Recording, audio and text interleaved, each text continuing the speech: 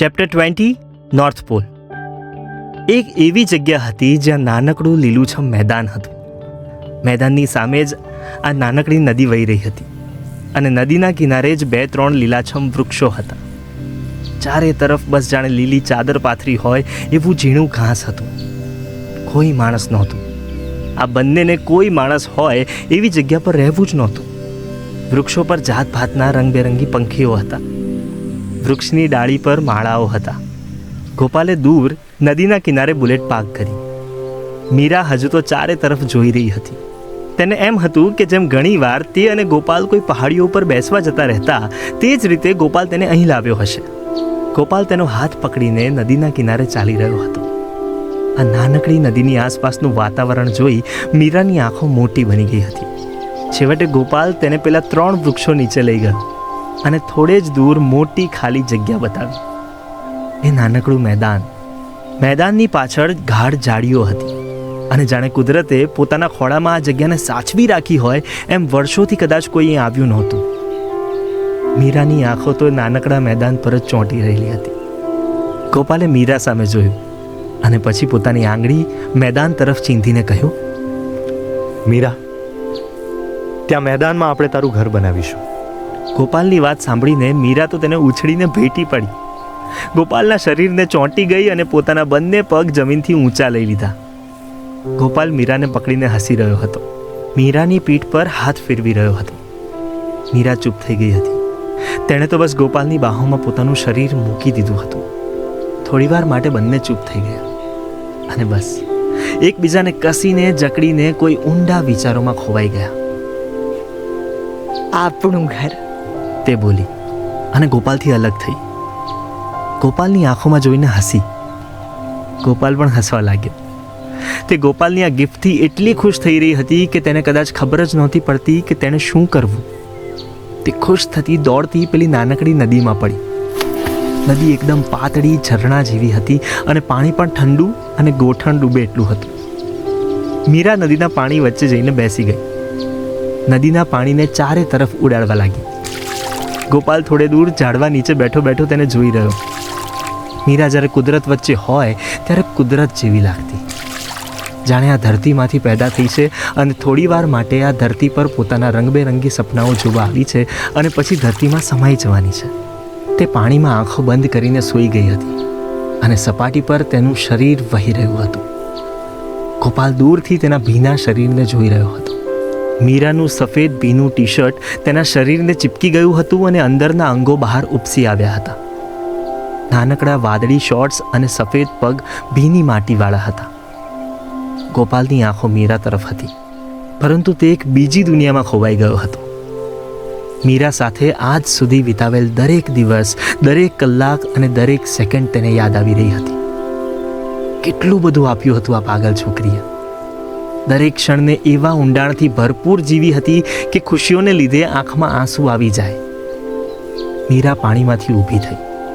તેના T shirt અને ગળા પર ભીની માટી ચોંટી હતી.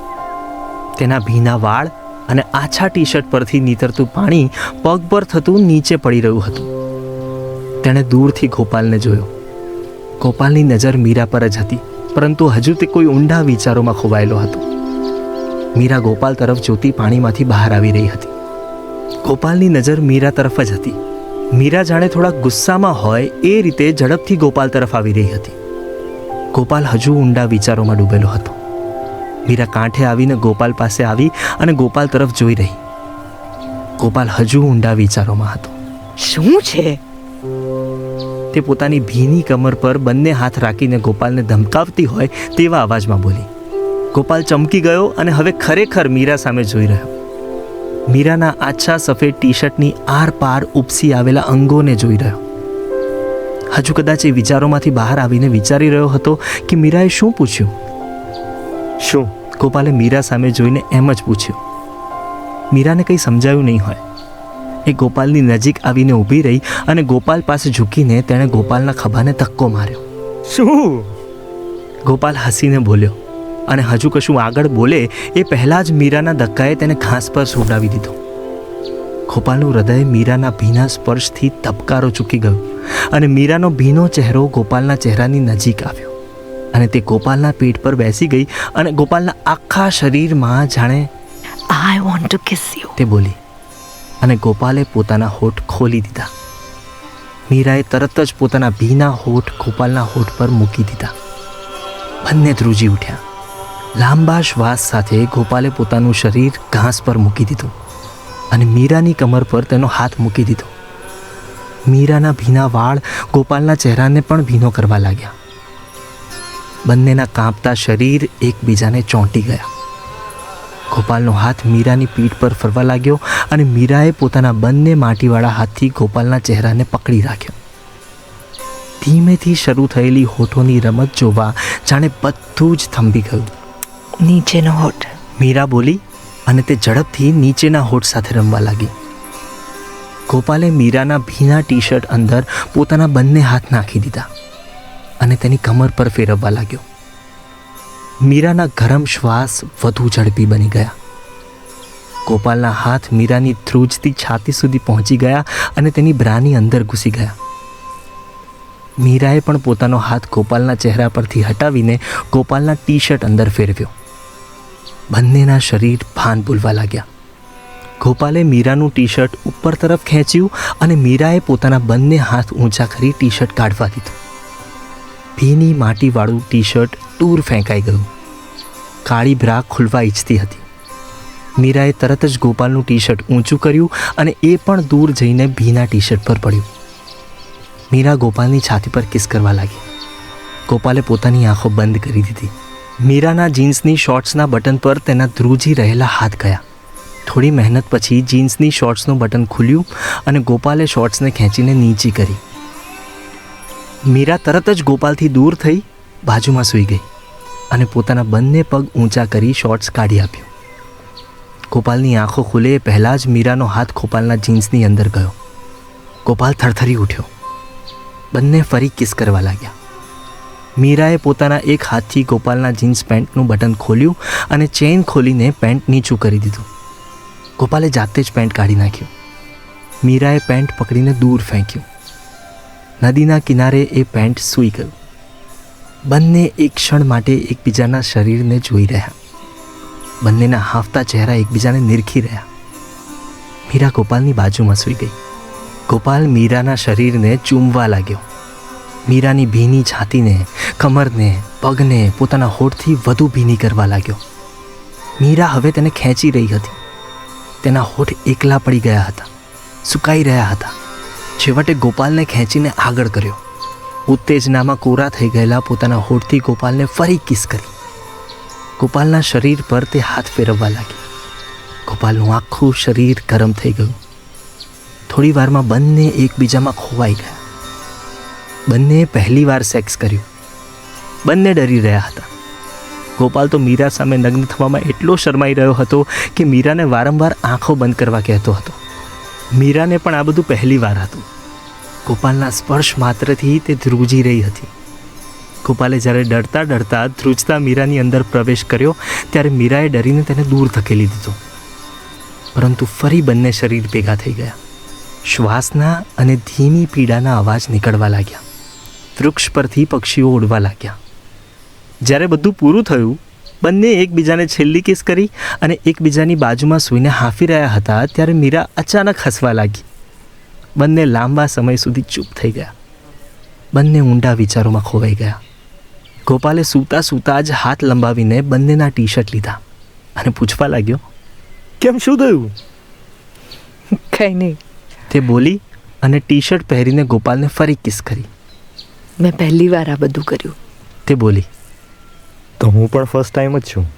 ગોપાલ શરમાઈને બોલ્યો. તો આજે કેક કાપવામાં આવશે. તે બોલી. કેમ? ગોપાલે ઊભા થઈને નદી કિનારે પડેલું પેન્ટ લઈને ઝડપથી પહેરીને પૂછ્યું. બે યાર, આજથી આપણે બંને વર્જિન નથી. કેટલા વર્ષોથી વિચારતી હતી કે પહેલી વાર સેક્સ કોની સાથે કરીશ, કેવી રીતે કરીશ, શું થશે મને. તે બોલી અને બંને હસવા લાગ્યા. મેં તો આવું કંઈ વિચાર્યું જ નહોતું કે આ રીતે, આ જગ્યા પર અને આ વ્યક્તિ. ગોપાલ બોલતો હતો અને તરત જ ચૂપ થઈ ગયો. બંને ચૂપ થઈ ગયા. થોડીવાર પછી ગોપાલે પોતાના ખિસ્સામાંથી સિગારેટ કાઢી અને સળગાવી. મીરાએ સિગારેટ લીધી અને લાંબા કશ લઈને પીવા લાગી. તો કેવો રહ્યો અનુભવ? તે હસીને બોલી અને ગોપાલ પણ સિગારેટ આંચકીને હસવા લાગ્યો. મને તારા પર એટલું બધું વાલ આવતું હતું કે ગોપાલ બોલ્યો અને વળી ફરી ચૂપ થઈ ગયો. કે તારી સાથે સેક્સ કરીશ અને તને પીડા થશે તો શું થશે તેવા વિચાર આવતા હતા. તું વળી એમાં આખી કંપી રહી હતી. તે બોલ્યો. મીરા મોટેથી હસવા લાગી. બે તું કેટલો જંગલી છે સાલા. કેવું દુખતું તું પહેલી વાર. તે શરમાઈને બોલી. ગોપાલને દુઃખ થયું. સાચે? તેણે નિરાશ થઈને પૂછ્યું. મીરાએ હસીને હા પાડી. આઈ એમ સોરી, ગોપાલે કહ્યું અને મીરાને પોતાની બાહોમાં લઈ લીધી. ફરી બંને ચૂપ થઈ ગયા. શું થયું? કેમ આટલું બધું વિચારે છે? મીરાએ ગોપાલના ગાલ પર હથેળી મૂકીને પૂછ્યું. ગોપાલ હજુ ચૂપ હતો. મીરા, મારું મન સવાલો કરી રહ્યું છે. એ તો મારું મન પણ કરી રહ્યું છે. તને શું લાગે છે? ગોપાલ, તે બોલી. બંનેને કશુંક બોલવું હતું પરંતુ બોલી શકતા નહોતા. મીરા, તું પહેલી વાર મળી ત્યારે મારા માટે પોલીસથી બચાવનારી એક અજાણી વિચિત્ર છોકરી હતી. તે મને દરિયામાં પડીને મરતા રોક્યો. તે જમવા આપ્યું અને ઉપરથી સૂવા માટે જગ્યા આપી. આપણે એકબીજાને ઓળખતા પણ નહોતા અને તે મને તારી સાથે રાખી દીધો. મારી માટે તું એ સમય ખૂબ અલગ હતી. તે મને દોસ્ત માની લીધો અને મેં પણ તારી દોસ્તીને મારું સર્વસ્વ માની લીધું. તે મને ફરી જોબ કરતો કરી દીધો. મને એમ હતું કે મારે ઘરે જતું રહેવું પડશે, પરંતુ તને જોઈને મને જીવવાનું જનૂન મળતું હતું. અચાનક એક દિવસ તો મારી લાઈફનો એવો ભાગ બની ગઈ કે તારા વિના આ શહેરમાં હું શું કરતો હોત એ કલ્પના પણ મુશ્કેલ બની ગઈ. અને તું પણ ગાંડી. અને મીરા હસીને બોલી. પછી લાગવા લાગ્યું કે તું મારી લાઈફનો ભાગ જ નહીં પણ લાઈફ બની ગઈ. તો હવે? હા, તો હવે મીરા, મેં તને ક્યારેય એ નજરથી જોઈ જ નથી કે હું તારી સાથે એક દિવસ કે તારી સાથે આ રીતે કે આ રીતે અચાનક સેક્સ કરીશ એમ? ના આવે ડોબી. તો પ્રેમ. બંને ચૂપ થયા. ગોપાલ જે છેલ્લો શબ્દ બોલ્યો કે બંનેના હૃદયમાં ફાળ પડી. આ શું હતું? શું બોલી ગયો? ગોપાલની અંદર ઊંડા વિચારો આવ્યા. પ્રેમ? મીરા શું વિચારશે? તે મીરા સામે જોઈ રહ્યો. તે બીજી દિશામાં જોઈ ગઈ હતી. ગોપાલને તેનો ચહેરો જોવો હતો. વૃક્ષો પર ફરી બેસી ગયેલા પંખીઓ અવાજ કરી રહ્યા હતા. કદાચ અત્યારે ફરી વરસાદ આવે એવું વાતાવરણ બનવા લાગ્યું હતું. વાદળાઓ ઘેરાવા લાગ્યા હતા. મીરા? ગોપાલે મીરાના હાથનો સ્પર્શ કરીને પૂછ્યું. મીરા કોઈ સપનામાંથી જાગતી હોય એમ ચમકીને ગોપાલ સામે જોયું. હસી. શું થયું? કશું નહીં. તે બોલી. તેના ચહેરા પર કોઈ ભાવ નહોતા. બોલને, શું થયું? હું બીજું કશુંક વિચારતી હતી ગોપાલ. તે બોલી. શું? કે દોસ્તી, પ્રેમ, મીરા, ગોપાલ બધા ગયા તેલ લેવા, પણ અહીંયા ઘર કેવી રીતે બનાવીશું? તે બોલી અને હસવા લાગી. ગોપાલના મનમાં શાંતિ થઈ. તે હસી પડ્યો. બર્થડે ગિફ્ટ છે તારી ગાંડી. હું બનાવી દઈશ તને. ગોપાલ બોલ્યો. ખોટી હવા ના કર. હું ડિઝાઇનર છું. ઘરની ડિઝાઇન હું બનાવીશ. તે બોલી. બંને હસી પડ્યા. હા, ડિઝાઇન તું બનાવજે, પણ ઈંટો અને રેતી અને પાણી એ બધું ક્યાંથી લાવશું? બે ડોબા ગોપાલદાસ, તું ખરેખર ભોળા દિલનો સરદાર છે યાર. કેમ? જે મીરા 2 કરોડ માણસો ભરેલું શહેર છોડીને અહીંયા જંગલમાં રહેવા આવવાનું વિચારે, એ અહીંયા આવીને પણ શહેરના મકાનોને કોપી કરશે. તો લાકડાનું ઘર બનાવીશું. ઉદય લાગશે તો? ઉદય લાગશે તો તૂટી પડશે, તો બીજી વાર ઊભું કરી દેશું. સારું, તને નહીં પહોંચી શકું. બનાવ જેમ બનાવવું હોય એમ. ગોપાલે કહ્યું. બંને ફરી બુલેટ લઈને મુંબઈ જતા રહ્યા. શહેર અહીંયાથી 30 કિલોમીટર દૂર હતું. રસ્તામાં બંને ચૂપ હતા. દિવસો પસાર થતા ગયા. મીરા પાસે 50,000 રૂપિયા પડેલા હતા અને ગોપાલ પોતાની બુક્સ વેચીને 10,000 જેટલા બચાવી શક્યો હતો. લાકડાનું ઘર બનાવવા માટે આ મોંઘાદાર શહેરમાં કશું આવે એમ નહોતું. મીરા ગોપાલને કહેતી હતી કે એ એકલી જ રાતો જાગીને ઘર બનાવવા માટેના રૂપિયા ભેગા કરી લેશે, પરંતુ ગોપાલને તો તેને ઘર ગિફ્ટ કરવું હતું. બંને દિવસો સુધી મોડી રાત સુધી મહેનત કરવાનું શરૂ કરી દીધું હતું. બુક્સની સાથે તે એક ડીલર પાસેથી બાળકોના રમકડા પણ લઈને આવ્યો હતો. પોતાની રેકડીમાં બુક્સ સાથે રમકડા મૂકીને દરેક સોસાયટીમાં જતો. મોડી રાત સુધી એ ચારે તરફ ઘૂમ્યા કરતો. રેલવે સ્ટેશન નજીક રમકડા અને બુક્સ વધુ વેચાતી, પરંતુ ત્યાં પોલીસ હપ્તાઓ ઉઘરાવવા આવતી હતી. તેણે સ્કૂલની બહાર રમકડાઓ વેચ્યા. આ સમયે એ પોતાના માટે નહીં પરંતુ મીરાના સપના માટે મહેનત કરી રહ્યો હતો. પોતાની અંદર એક અવિરત ધૂન ચાલી રહી હતી કે બસ મીરા માટે કશુંક કરવું છે. ઘણીવાર રાત્રે બંને થાકીને આવ્યા હોય ત્યારે વાત પણ ન કરી શકતા અને તરત જ સૂઈ જતા, કારણ કે બીજે દિવસે ફરીથી મહેનત કરવાની હતી. ગોપાલને ઘણીવાર મા બાપ યાદ આવી જતા. એમણે પણ જીવનભર એવું કામ કર્યું કે જે એમનું પેશન નહોતું.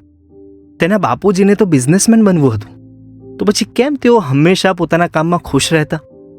કદાચ એ સવાલનો જવાબ ગોપાલને આજકાલ જાતે જ મળી રહ્યો હતો. માણસ જ્યારે પોતાના સ્વાર્થથી દૂર રહીને કોઈ બીજાની ખુશી માટે મહેનત કરીને દિવસ રાત એક કરતો હોય ત્યારે કામ ગમતું ન હોય છતાં ખુશ રહે છે.